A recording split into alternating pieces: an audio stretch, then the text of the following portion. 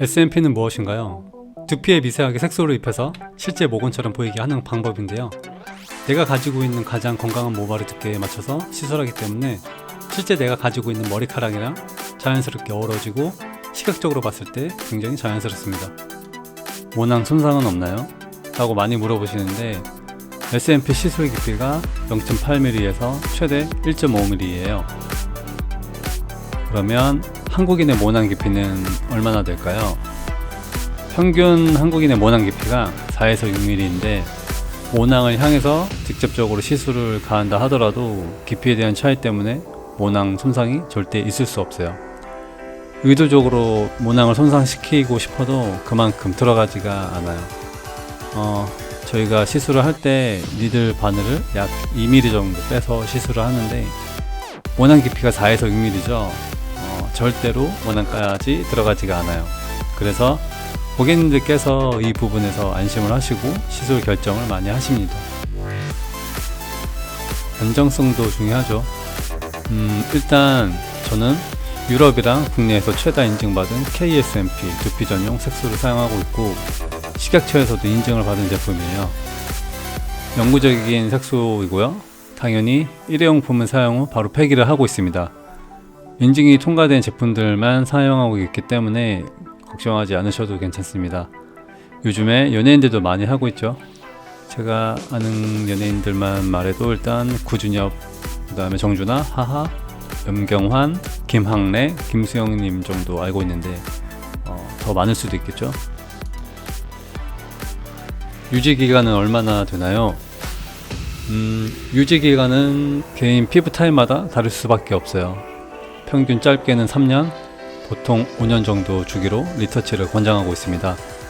이게 무슨 얘기냐면 색이 다 빠지는 건 아니고 색감이 조금 옅어지는 건데 시술 후에 시간이 지나고 내가 느끼기에 조금 옅어졌다고 생각이 되면 리터치를 통해서 유지가 가능합니다. 가격, 시술은 어떻게 진행이 되나요? 시술 범위에 따라서 견적이 달라져요.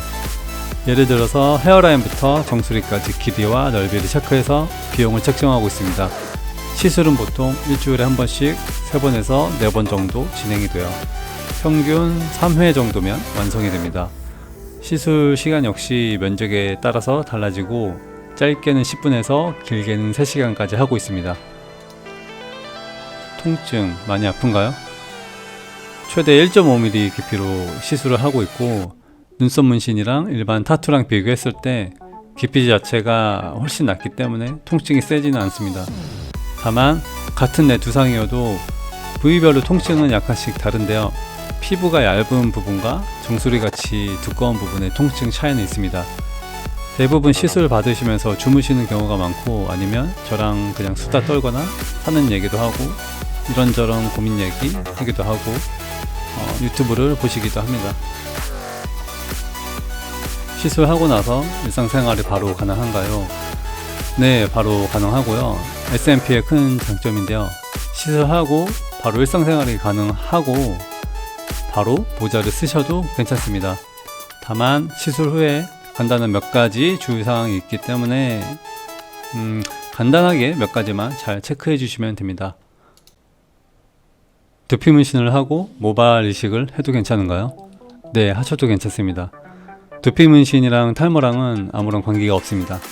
모발 이식은 두피 피부 겉면에서 모낭을 채취하는 게 아니라 진피 즉 4에서 6mm 깊이에 있는 모낭을 채취해서 이식을 하는 것이기 때문에 두피 문신으로 인해서 모발 이식의 영향이나 탈모 유발에 대한 관계가 전혀 없습니다.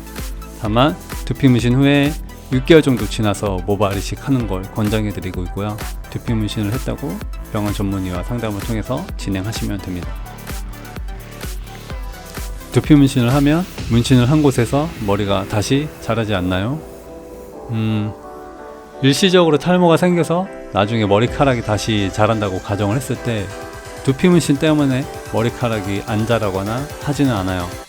두피 문신이랑 머리가 자라고 빠지는 거는 전혀 아무런 상관이 없기 때문인데 한국인의 모낭 깊이가 제가 말씀드렸듯이 평균 4에서 6mm 깊이이고 두피 문신 시술 깊이가 0.8에서 1.5mm라서 시술에 대한 깊이 차이로 인해서 바늘이 원앙 근처에 닿지도 않기 때문에 전혀 아무런 연관성이 없습니다. 그러니까 안심하고 시술을 받으시면 됩니다. 두피 문신을 해야 하는 이유? 이미 하신 분들은 어떤 이유에서 했을까?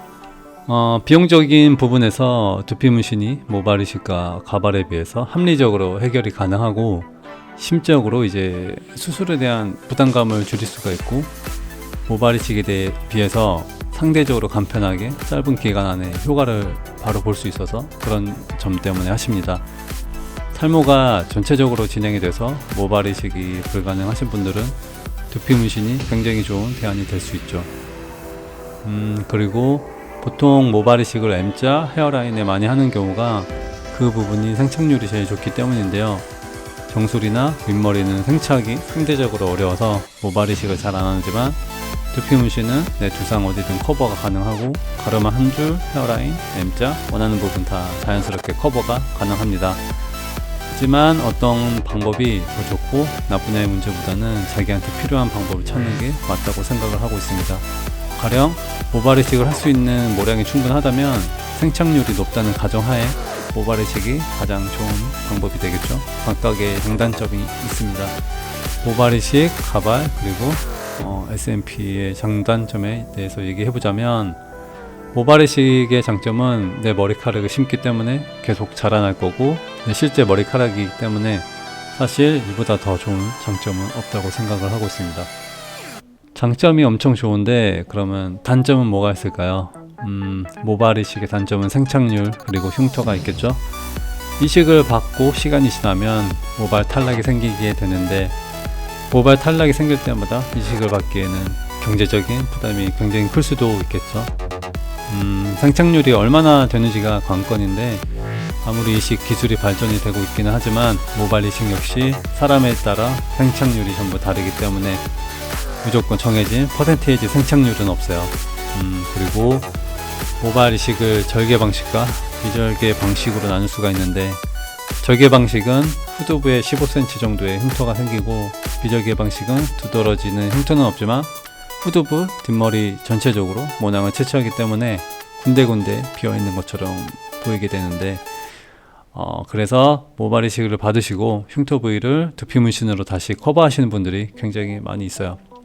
가발은 사실 근본적으로 탈모에서 벗어날 수 있는 방법이라기보다는 일시적인 수단이고, 가발의 가장 큰 고충은 아마 가발을 썼을 때와 벗었을 때가 완전히 변하는데 모습이라고 생각을 하고 있습니다. 하지만 요즘 가발 같은 경우 굉장히 잘 나와 있고 스타일도 되게 다양하고 스타일링이 가능하기 때문에 장단점에 맞춰서 자기한테 맞는 방법을 찾아서 시술하거나 가발을 사용하시거나 하시는 게 가장 좋은 선택이라고 생각을 합니다. 더 궁금하신 부분을 댓글로 남겨주시면 답변을 드리겠습니다. 감사합니다.